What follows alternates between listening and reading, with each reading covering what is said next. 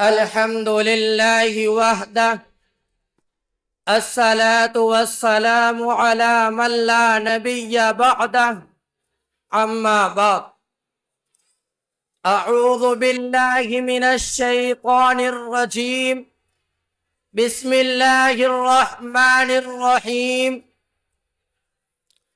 قل لأزواجك وبناتك ونساء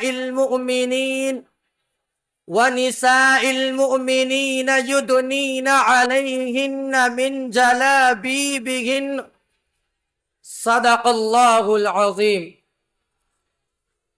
بے پردہ نظر آئیں جو کل چند بیویاں، اکبر زمین میں غیرت قومی سے گڑ گیا، پوچھا جو ان سے آپ کا پردہ وہ کیا ہوا، کہنے لگی کہ عقل پہ مردوں کی پڑ گیا۔ حضرات، حکم مستحکم برسر اسٹیج تشریف فرما علماء کرام اور انجمن تہذیب الماجد کے نوشگفتہ پھولو، جب مذہب اسلام کے روشن ستاروں سے کفر و الحاد، ظلم و جہالت کے بادل چھٹنے لگے تو بے غیرتی اور بے حیائی کی تاریکیاں ختم ہوئیں۔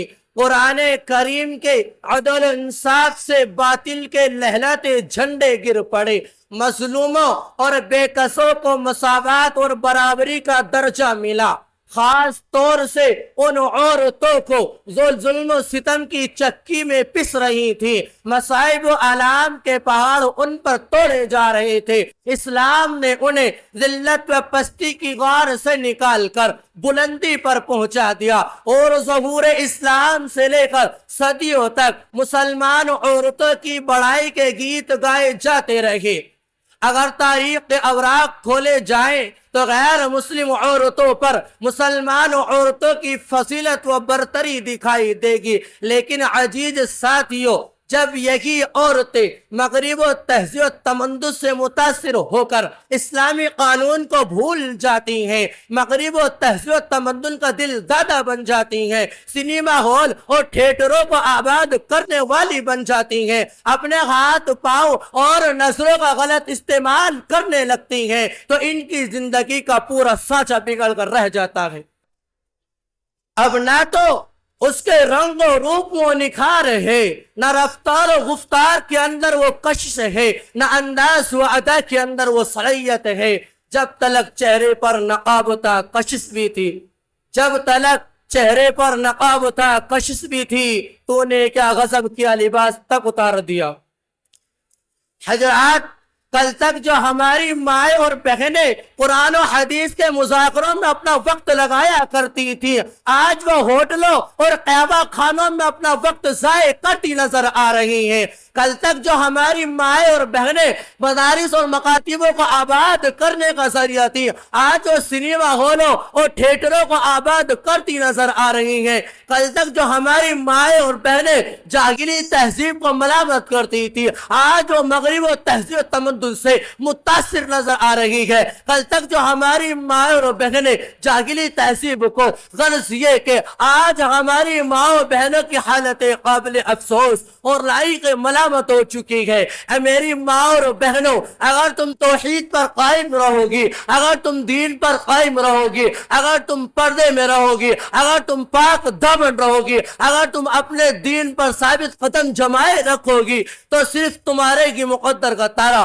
افق پر چمکے گا، اور بلکہ یہی نہیں، تمہاری گود سے ایسے ایسے لال پیدا ہوں گے جن کو زمین تو زمین، آسمان کو بھی فخر حاصل ہوگا۔ تمہاری گود سے جو بھی لال پیدا ہوگا وہ پورے عالم کے اندر دین کا ڈنکا بجائے گا، سخاوت کی دھوم مچائے گا، شجاعت اور بہادری کا سکہ جمائے گا، تیروں کی بوچھاروں میں، تلواروں کی چھاؤں میں بھی نماز قضا نہیں کرے گا۔ تمہاری گود سے عالم و مولوی، حافظ و قاری اور امام پیدا ہوں گے۔ اے بنت اسلام، اے بنت اسلام، تو اپنے مقام اور مرتبے کو دیکھ تو حسن کا پیک رکھے، تو مغرب و تہذیب و تمدن میں انقلاب برپا کر سکتی ہے، تو رحمت ہے، تو اپنے وجود و ہستی کو مٹا سکتی ہے، تو گھر کی زینت ہے، تیرے لیے بازار میں گھومنا زیبا نہیں ہے، تو تصویر ہے فاطمہ تو زہرا کی، تیری سیرت مثل ام کلثوم ہونی چاہیے۔ یہی وجہ ہے جب تو صوم و صلاۃ کی پابند ہو گئی تھی تیرے اعمال اچھے تھے، آج تیرے اعمال خراب ہو گئے۔ یورپ کی تہذیب و تمدن کو تم نے یوروپ و تہذیب تمدن کو تم نے اختیار کر لیا۔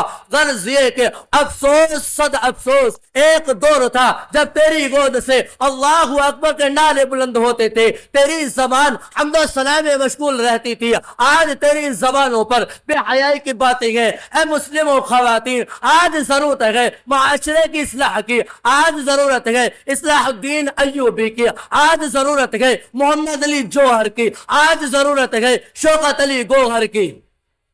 سوال یہ کہ یہ کیسے پیدا ہوں گے؟ تو سنو، اور مسلموں خواتین سنو، اگر اپنے اعمال کو تم نے درست کر لیا تو آج بھی تمہاری ہی گود سے اصلاح الدین ایوبی پیدا ہوگا، محمد علی جوہر پیدا ہوگا۔ اللہ تعالیٰ ہماری ماؤں بہنوں کو پردے میں رہنے کی توفیق و رحمت فرمائے، اور ان کے تمام برائیوں سے حفاظت فرمائے۔ وما علینا الا البلاغ۔